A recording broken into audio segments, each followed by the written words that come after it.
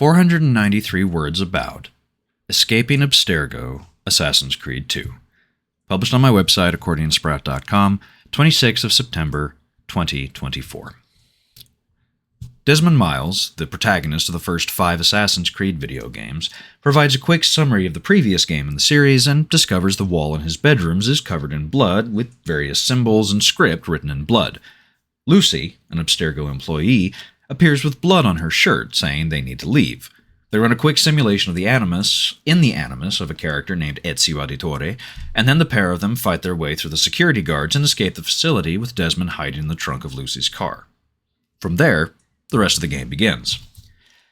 I've played this opening sequence more times than I've actually completed Assassin's Creed 2. In fact, I've only completed the main narrative twice in my life. I've completed the main narrative of the sequel, Brotherhood, at least 5 times, but that's because I'm obsessed with that game. And I'm a boy, so ancient Rome, or whatever the meme is. Escaping Abstergo is a first level, but it also isn't. By that I mean the sequence is the start of the game, and so it does provide some introduction to control mechanics the player will use regularly while playing the rest of the game. Desmond runs, fights, and uses eagle vision during this escape, but all of it is employed clumsily. When he and Lucy encounter close to 15 security guards in the parking garage, she's able to beat most of them. Meanwhile, players are lucky if they're able to defeat 2 guards. Desmond's controls are imprecise, and he's frankly pretty weak. But, narratively speaking, this works. Desmond is a man who's been kidnapped, psychologically manipulated, and forced to endure days of virtual reality and social isolation. It makes absolute sense that the controls for this character are sluggish, and also that he has difficulty in one-on-one combat. It's also important to note that most of the actions players have in this section are QuickTime events.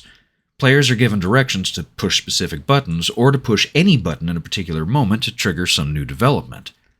There's minimal control over Desmond's avatar, and looking at this contextually, this is as much a part of a cinematic, interactive design movement that was popular to numerous PlayStation 3 games of that era. The Escape from Abstergo is a narrative-driven design. It's a story-focused. But it does manage in denying players agency to show how far Desmond will eventually grow. Controls are minimal because players are just starting this game, and because Desmond has had no control over his own life up to this point. The sequence is, much like the birth of Ezio Auditore, about establishing Desmond's avatar as a new structure and giving players a perception of establishing a foundation for growth.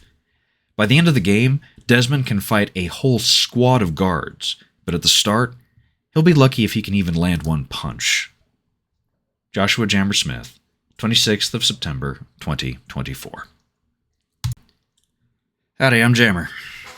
So, thank you so much for watching, listening. I really appreciate it. I say that every time, and I will continue to say it every time, but seriously, whoever you are, wherever you are, thank you for listening.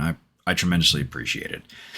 Get through the boring YouTube claptrap, please like, share, subscribe, all that malarkey, because it really does help the channel, because it lets me know that A, people are watching, and B, that somebody is interested in what I'm doing here.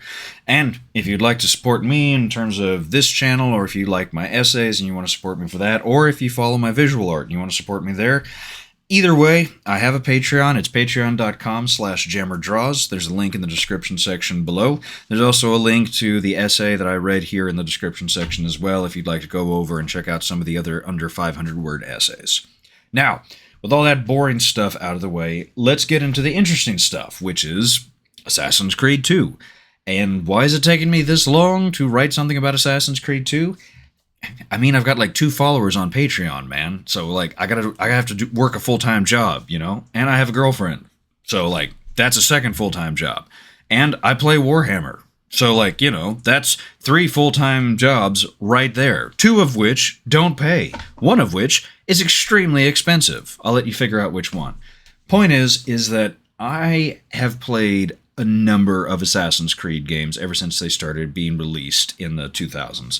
I played Assassin's Creed 1, but only after I played Assassin's Creed 2, and I didn't really enjoy it that much, if I'm being honest. I want to, at some point, go back in, give it another shot, because I'm sure hindsight and like lack of nostalgia would really help me see the qualities of the game from just a design perspective. But in terms of the history of my relationship with the Assassin's Creed franchise, the Ezio Auditore da Firenze trilogy is just where it peaked in my mind. And I'm not just saying that because it was a great story.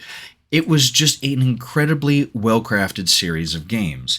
And the start of Assassin's Creed 2 really demonstrates that. Because as I pointed out in this essay, the beginning of this game is very much about showing how weak and uncertain Desmond is as a character. I didn't really get into it in this essay, but if you listen to the dialogue that he is constantly exchanging with Lucy, it's a lot of questions. He wants to know what are all these animuses. Actually, there's a really funny sequence where he's like, animuses? Animi? What do you think? Lucy?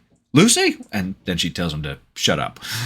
It's a really funny sequence, but it also really gets into the idea of how Ubisoft it was really trying to refine Desmond Miles into a character who was not this sort of uber masculine or super powerful figure like a great number of characters in video games are. Desmond was uncertain. He wasn't even really sometimes all that much of a likable character, and especially at the start of Assassin's Creed 2, he has been controlled, manipulated, basically psychologically and physically tortured for the whole of the last game. And now at the start of this game, we see him escaping from that. So naturally, it makes sense that his controls are going to be wobbly. In the fight sequence between him and the 15 guards that attack them in the parking garage, like I said, I have been able to beat at the most 2 guards. Now, at this point, it's 2 guards. When I originally played Assassin's Creed 2 on the PlayStation 3 when it was released in 2009, and fun fact, my little sister actually got this game before I did. I was more of a Modern Warfare guy at the time, but she really sold me on it, and I very quickly wound up stealing the game from her. Sorry about that, girl. Anyway, point was, in that parking garage, that initial fight sequence, I was lucky to even land one punch on a guard, because again, the controls are set to show that Desmond does not have quick reaction times. He doesn't have a lot of solid physical strength. He's uncertain. He has been sort of wasting away in captivity. And this is all just a brilliant way of how game design and interface controls can really create and enhance narrative aspects. Because if they wanted to show Desmond in a state of confidence, they would have given him a lot more quicker reaction times. They would not make his punches so slow. They would have given more force behind the punches, would have given him more power, but they purposely didn't. Because again, they want Desmond to appear weak, that he needs to be saved from the Abstergo Corporation before something else moves forward. We can talk sort of at length about the sort of melodrama in the presentation, because there was a lot to the at least to Assassin's Creed 2. It is very much a PlayStation 3 era game, so there was sort of sometimes, I don't want to say the word melodrama, but that particular generation of games, there was typically a lot of instances of quick time events. There was a lot of sort of very hyperbolic stories about massive corporations or hidden societies. It fits really well within its time. But what it has endured is this really subtle design for narrative approaches in regards to player interface and just player interaction within the game. It's an excellent way to introduce Desmond. It's an excellent way to introduce what will eventually become Ezio Auditore da Firenze, and then his whole story, which is just great. But it has to start off with Desmond being weak. Because if you start him off incredibly strong, there isn't going to be a sense of growth, or there isn't going to be a perception of growth. There's just going to be an immediate assumption of power, and that's boring. So, I think, and as I've argued in this essay, and as I'm arguing in this afterword, this part here, that what's important is the way they structured Desmond as making him weak, because it gave the character an insight or the ability to, by the end of the game, see how much he has grown. And then, by the time the player gets all the way up through Assassin's Creed, I was about to say Assassin's Creed 3. No, by the time you get up through Assassin's Creed Revelations and you see the end of Ezio, and then you move into Assassin's Creed 3, Desmond has changed so much as a character. It's almost easy to forget that he started off as an incredibly uncertain, sort of wobbly schmo who needed help. I don't really know what else to say beyond that, so I won't say anything else. Except, thank you so much for listening. I tremendously appreciate it, and hey, go play some video games.